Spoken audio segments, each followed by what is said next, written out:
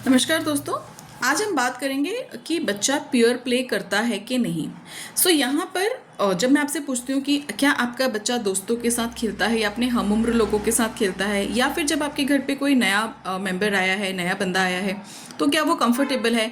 So what I mean to ask is, क्या social interaction है, क्या पीयर प्ले है। दो बातें।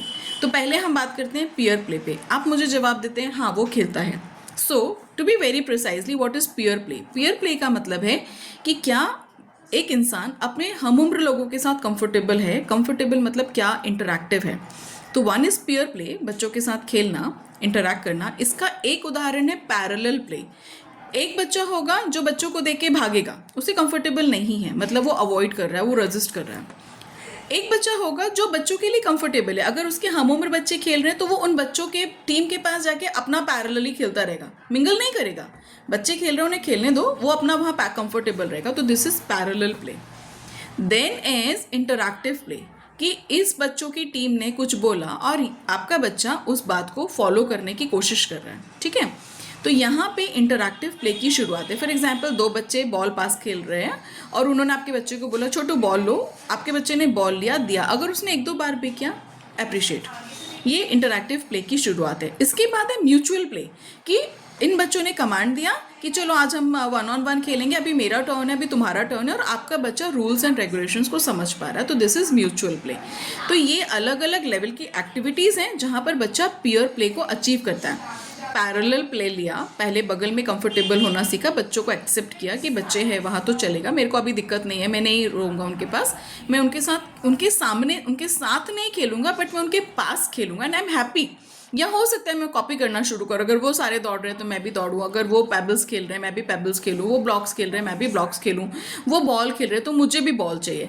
तो वो इमिटेट कर रहा है, that is a good note. Appreciate कीजिए और आप अपने बच्चे को उनके पास पुश कीजिए। तुमको बॉल चाहिए, चलो जाके बोलेंगे प्लीज़ बॉल दे दो, बॉल प्लीज़। उन बच्चों को इशारा करो कि आप बॉल दो, फिर मैं आपको कैंडी दूंगा, ताकि वो बच्चे आपके बच्चे को इंटरैक्ट करें, अपने साथ मिलाना सीखें। डेफिनेटली हर एज ग्रुप का ये रूल है कि वो अपने एज ग्रुप वालों के साथ ज़्यादा सीखता है। फॉर एग्जाम्पल, मॉम्स, आपको पता है कि अगर आपकी फ्रेंड ने कुछ नया ड्रेस पहना तो आपको पता चलता है फैशन सेंस क्या चल रहा है, आप भी वैसा चाहेंगे। पापास, आपको लगता है नए मोबाइल में क्या वर्जन है, कार का क्या वर्जन है। डेफिनेटली अगर आपके पीयर ग्रुप के पास, आपके दोस्तों के पास वो लेवल है तो आप चाहते हैं क्या वो अचीव करें। So this is all about peer play. बच्चा नहीं खेलता है तो खेलने, एटलीस्ट उनके पास जाने के लिए पुश कीजिए।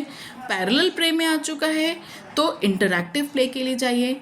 कॉपी करने लगा है, म्यूचुअल प्ले के लिए पुश कीजिए, थोड़ा सा हेल्प कीजिए, आपका बच्चा जाना शुरू हो जाएगा, खेलेगा। And this is a very good milestone, peer play.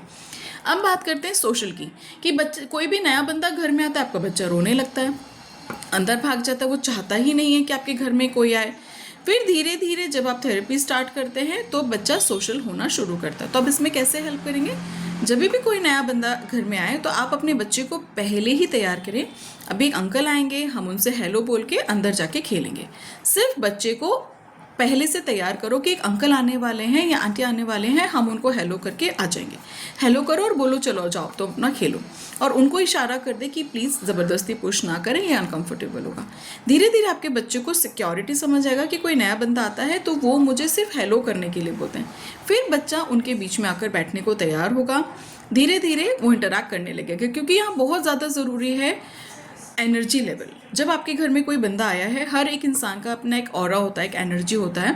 तो जब आपका बच्चा नए लोगों के ऑरा में या एनर्जी लेवल में आकर थोड़ी देर के लिए भी बैठेगा तो उसकी एनर्जी लेवल, उसका ऑरा लेवल डाइवर्ट करने लगता है और मिक्स करने लगता है।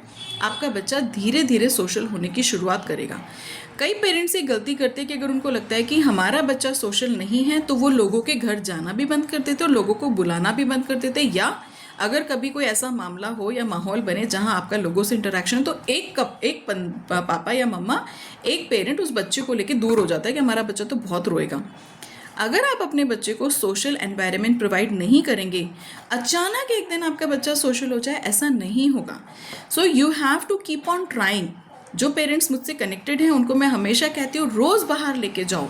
गार्डन में, पार्क में, मॉल में, पड़ोस में, मंदिर में, जो भी आपके घर के आसपास है, जो आपके फ्रेंड सर्कल है, जो आपके रिलेटिव्स आपके शहर में रहते हैं, डेफिनेटली उनके बीच में लेके जाइए।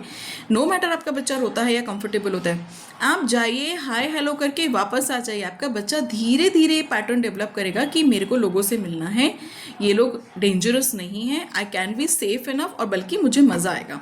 धीरे धीरे सोशल होते हैं।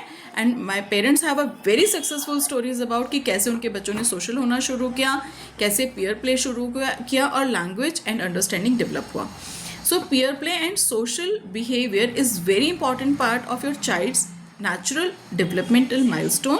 हम सोशल बिहेवियर को डेवलपमेंटल माइलस्टोन में ही काउंट करते हैं, लैंग्वेज को भी करते हैं, और ये दोनों एक दूसरे के पूरक हैं, दोनों एक दूसरे को कॉम्प्लीमेंट करते हैं। बच्चे का लैंग्वेज डेवलप होगा अगर वो सोशल होगा, और अगर सोशल है तो लैंग्वेज डेवलप होगा, दोनों चीज़ें एक साथ आगे बढ़ती हैं।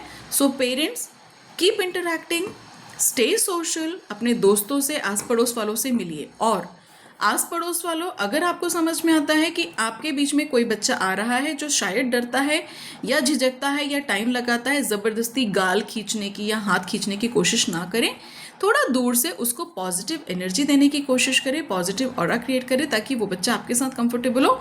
कल जब वो आपसे मिले तो एटलीस्ट वो कुछ सेकेंड्स के लिए रुके। डेफिनेटली यकीन मानिए, जिन पेरेंट्स के साथ एक स्पेशल बच्चा है, वो पेरेंट्स के मन से दुआएं निकलती हैं कि आपने उनको समझा और उनके बच्चे को कोऑपरेट किया कि वो सोशल हो सके। So keep trying, stay safe, happy parenting.